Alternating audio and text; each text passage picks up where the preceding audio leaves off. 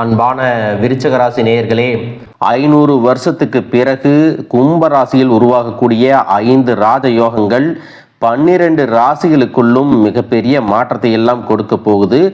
எதனால இந்த ராஜயோகங்கள் உருவாகுது அப்படின்னு பார்த்தீங்கன்னா, இந்த 2026வது வருடம் பிப்ரவரி 3ஆம் தேதி புதனும், பிப்ரவரி 6ஆம் தேதி சுக்கிரனும், பிப்ரவரி 13ஆம் தேதி சூரியனும், பிப்ரவரி 23ஆம் தேதி செவ்வாயும் கும்பராசிக்கு பெயர்ச்சி அடைய போறாங்க. இதன் காரணமா லட்சுமி நாராயண யோகம், சுக்கிர ஆதித்ய யோகம், புத ஆதித்ய யோகம், ஆதித்ய மங்கள யோகம் மற்றும் சதுர் கிரகி யோகம் அப்படின்னு 5 ராஜ யோகங்கள் உங்களுடைய வாழ்க்கையில நல்ல பலன்களையும் திடீர் மாற்றங்களையும் ஏற்படுத்த போகுது. இதுநாள் வரைக்கும் உங்களுடைய வாழ்க்கையில நடந்த கசப்பான விஷயங்கள், சம்பவங்கள், ஏமாற்றங்கள், துரோகங்கள் எல்லாமே உங்களுக்கு மிகப்பெரிய அடியை கொடுத்து முடக்கி வச்சிருக்கும். இன்னும் சில விஷயங்கள் எல்லாம் நினைச்சு பார்க்கும்போது ஒருவித பயமும், வாழ்க்கையவே வெறுக்கக்கூடிய மனநிலையும் இருக்கும். அதனாலதான் சில நேரங்கள்ல நீங்களாவே மனசு வெறுத்து போய் என்னோட வாழ்க்கை இப்படியெல்லாம் இருக்குன்னு நான் கனவுல கூட நினைச்சு பார்த்ததில்ல, இப்படி ஒரு வாழ்க்கை வாழ்றதுக்கு கடவுளே நீ என்ன படைச்சதுக்கு நீ படைக்காமலே இருந்திருக்கலாம் அப்படின்னு ஆதங்கத்தோடவும் உரிமையோடவும் கடவுள்கிட்ட கண் கலங்கி வேண்டுதலா வச்சுட்டு இருந்திருப்பீங்க. இவ்வளவு பிரச்சனைகளையும் கஷ்டங்களையும் அனுபவிச்சதுக்கு அப்புறம் எனக்கு இந்த வாழ்க்கைய வாழணுங்கிற ஆசை சுத்தமாவே போயிடுச்சு. இருந்தாலும் ஏனோ தானோ அப்படிங்கிற மாதிரி ஒரு வாழ்க்கையை தான் இப்போ வாழ்ந்துட்டு இருக்கீங்க. நீங்களாவே இதையெல்லாம் வெளியே சொல்லல அப்படின்னாலும் உங்க மனசுல கவலையும் துன்பமும் தான் அதிகமா இருக்கு.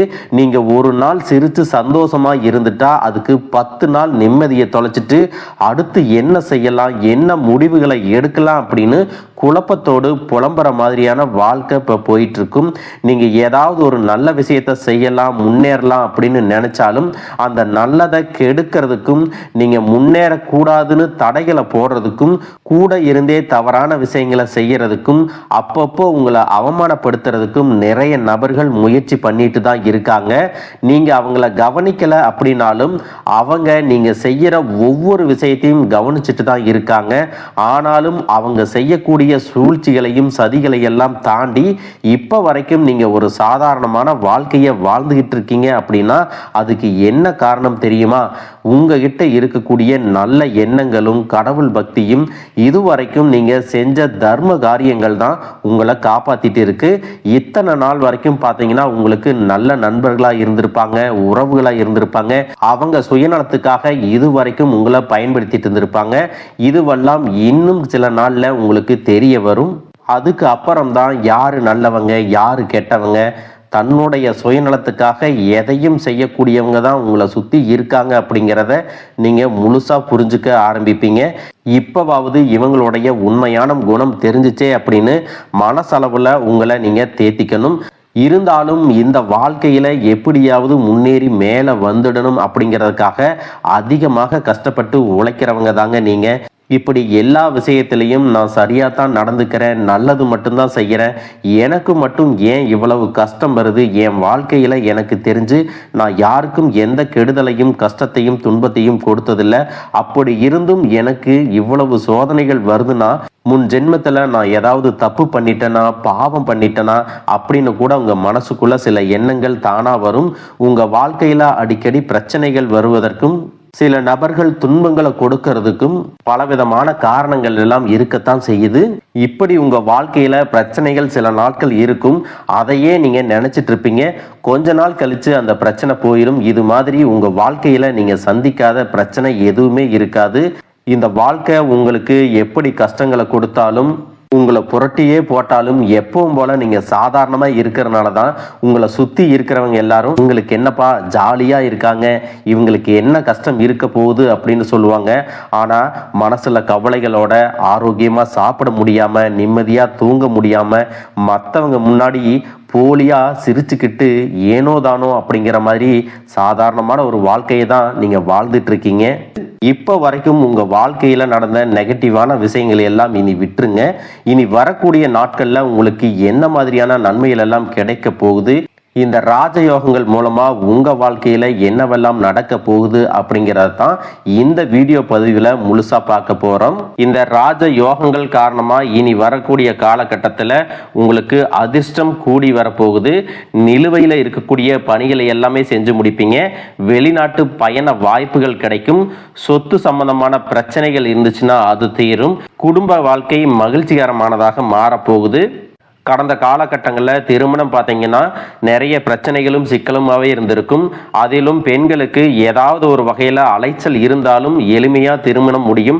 ஆனால் ஆண்களுக்கு எத்தனையோ வகையில் காம்ப்ரமைஸ் ஆனதுக்கு அப்புறம் ஒரு பொண்ணு கிடைக்கும்.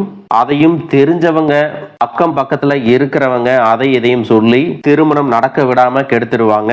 அது மட்டும் இல்லாம ஜாதகத்திலையும் ராகு கேது இருக்கு, செவ்வாய் இருக்கு, சுத்த ஜாதகமா இருக்கு அப்படின்னு நிறையவே காரணங்களை சொல்லி உங்க வாழ்க்கையில விளையாடிட்டு இருப்பாங்க.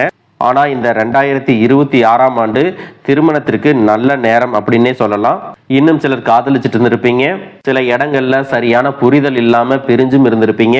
அப்படி பிரிஞ்சு இருக்கிறவங்க மீண்டும் ஒன்றாக சேரக்கூடிய வாய்ப்புகள் 100% இருக்கு.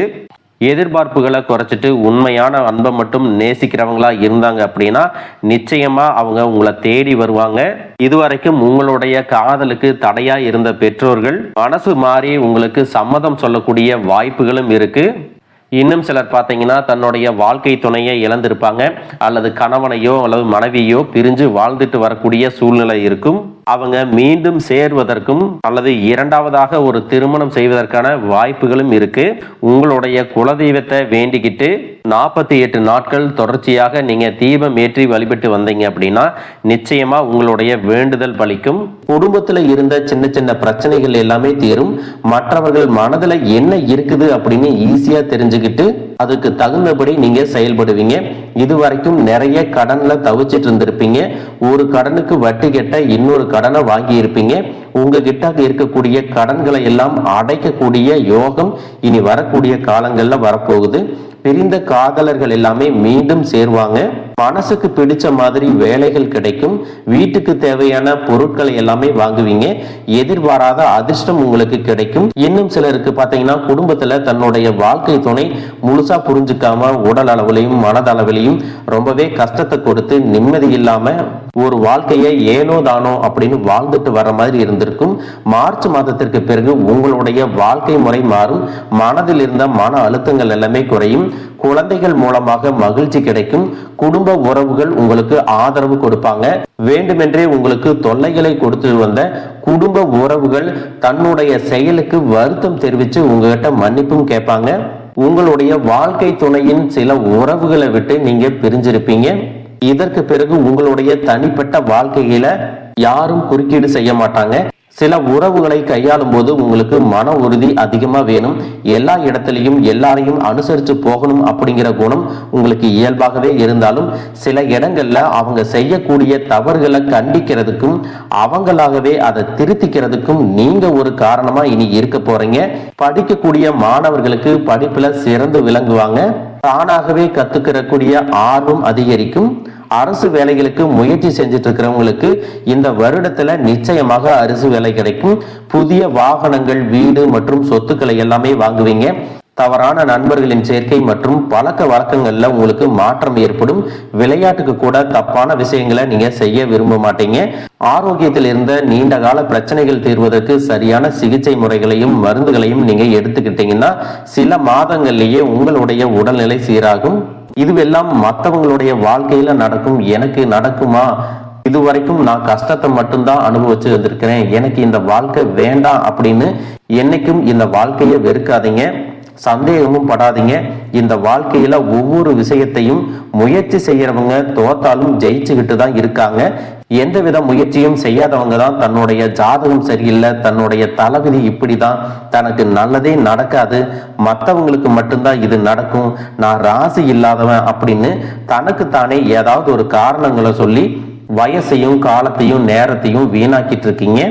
எல்லா இடத்துலையும் எல்லாரையும் மாற்றணும் அப்படிங்கிற மனநிலை இல்லாம எது உங்களுடைய வாழ்க்கைக்கு தேவையோ அதை நீங்க மாத்திக்கணும் அப்படிங்கிறத நீங்க கவனத்துல வச்சுக்கணும்.